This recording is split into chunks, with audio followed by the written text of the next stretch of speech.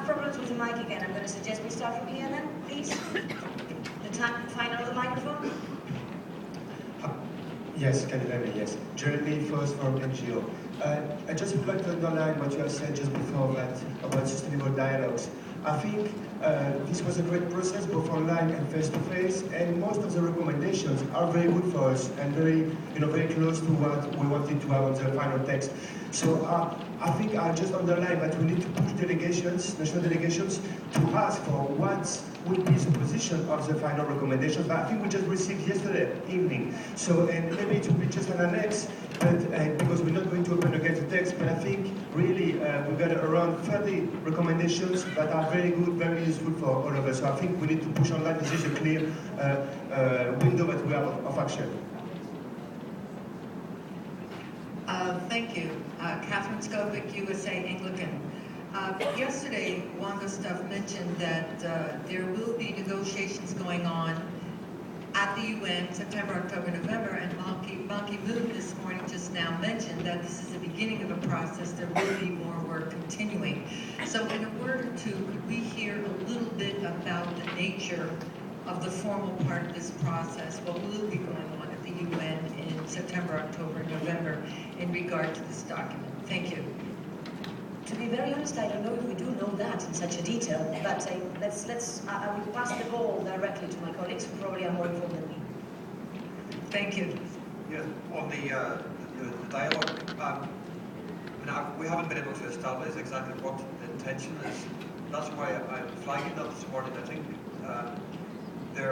there's scope to talk to your delegations, to make approaches to the Brazilian hosts, to make sure that it's not simply a note at the end of the document. One of my colleagues was talking about this discussion that has taken place during the dialogues themselves about the fate of the recommendations, what kind of profile they will get. And her observation is that, given Brazil's own experience with participatory democracy, that's how they framed that process coming out of the dialogues yesterday, that there is some sympathy for an approach that would help to dramatize the distance between the content of the dialogue and the intergovernmental process.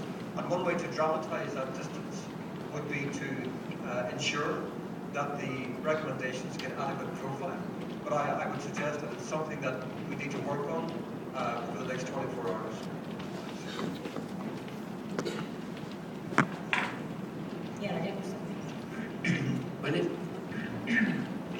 When it comes to the process, the UN has a process which was followed at every summit. The document, as Ban Ki-moon said, that once it's accepted by the nations tomorrow, it'll go into the UN General Assembly, handled by the second committee, and then it will pass on from the second committee to be a UN document by the General Assembly sometime this fall. I would suspect October, November, or thereabouts. When it comes to the CSD, the Commission on Sustainable Development, it's not been relinquished, even though some governments have said that. But formally speaking, the CSD is in operation again in May, as is. But this may be changed, so we need to be vigilant to just follow this what's happening. But this is the process itself. Thank you very much. I see my colleague, Obi Susane, from local authorities. No, you don't want me to speak, but I will anyway. Just really briefly, the three major groups we happen to be sitting next to each other: NGOs, business industry, and local authorities. Were all at the roundtable yesterday afternoon, and none of the three of us got to. Shall we take that point? So, interrupt you, Susanne, but we're going to take that. I think that Chantaline is going to try to comment something on that. But I know that we're still exactly.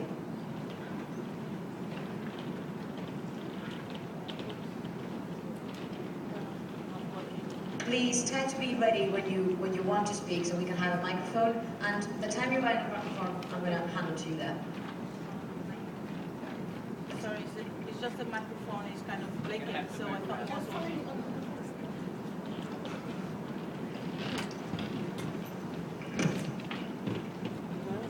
I'm Yuan Lee. I'm the president of International Council for Science. We made many suggestions. It's good that we are moving. But I would like to say that urgently, how much time we have. I think the way things are going, within 30 years, carbon dioxide will go up to 450 ppm, and temperature will rise by 2 degrees centigrade.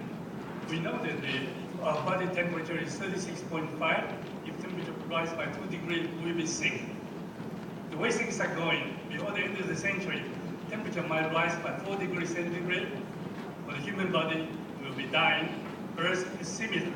What I'm saying is, within the next 30, 40 years, if we do not do something drastically, ocean will cover up, and we will reach the discontinuity. There will not be real plus 40. I don't think we'll be getting here. Things are really urgent, very serious. So we have to move forward. We have to stop global warming trend immediately. No much time there. Absolutely, and I think that's why you're preaching on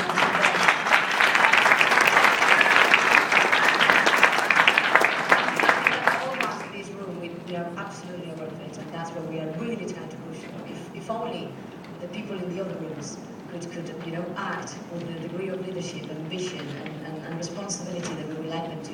But it's just fantastic that we have scientific and technological communities constantly reminding us what we are talking about and the urgency of the challenge we are facing. Please, I think you found our microphone. Thank you very much. Carolina Hazin from BirdLife International NGO, and I do apologize for the mic. It was blinking. I thought it was working. So my question is very practical. Yesterday, it was mentioned that a declaration might be approved or elaborated to the end of this conference, and we haven't heard anything today. So I just wondered if there is any insight of if this declaration will be approved, and about the content, if there's any insight of the content of this declaration, if it's at all possible that any of the recommendations of the dialogues are inserted in it. Thank you very much. That's been a question in my own mind, and I hope I presented it more as a question yesterday. I talked to Brazil yesterday afternoon, and with a very straight face he said, "We are so proud of this document, the negotiated text, that they are not considering a high-level political declaration because of the risk that it would deflect or distract from the negotiated text." So that's the message that we're getting at the moment from Brazil. Thank you very much. Well, colleagues, as we are literally running out of time, I'm going to hand it over to our guardian angel, Chanceline Carpentier, who's going to give us the usual update on logistics and how we need to behave and how we cannot behave. Please, Chanceline. You all behaved very good. Good morning, everybody. I'm so delighted that there were so many of you that came to visit with the Secretary General. This is an honor for us to have him with us. It's the first time he was meeting the major groups.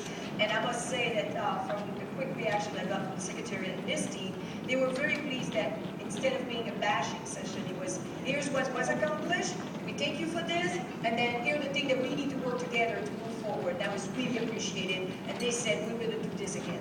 So congratulations, everybody, you did great. I also felt that you established a connection with the SG and his team. They really felt, there's always a nervousness. There's a big room and people, are they going to scream at us? Are they going to be, and they really felt there was a connection established. Very good speakers were very good at connecting with him, and that was felt in the back here. That was really pleasing. Thank you so much. I really appreciate it. Sitting there, it makes me feel like so good on the personal note. So basically, going into the working of today, as you know, the organization of work as the plenary P5-1 will continue with all the member states speaking, having their statements. We have the overflow room, which is this room, starting at 10, plus there's the screen in the Pavilion 2, and there's 2 additional screens for today. There's one outside of P3 by the ATM, and one outside by P4 Pavilion. So you can also watch it there. Also, just stay in touch with your organizing partner throughout the day. If we see that the plenary is not full, we might issue some additional secondary passes to get you in there. There's no point having a room half empty. you 1 second and ask the OPs to stand up 1 second so you can at least identify everybody. I am one of the OPs for local authorities, joined by my colleague Susanne. Okay, so these are your OPs, and that's Alain Poisson, who's there for local authorities. So these are your OPs. Okay, thank you. And they all have an office in the Major Group Pavilion, and no, they can't just hold the fort because they all are very busy lobbying and assisting the meeting. So basically, the round table, we're going to get to round tables. The plenary is where all the statements have been made by head of states. And then at the same time, from 10 to 1, and then from 3 to 6, and hopefully this time we're going to follow the right schedule. There will be 2 round tables.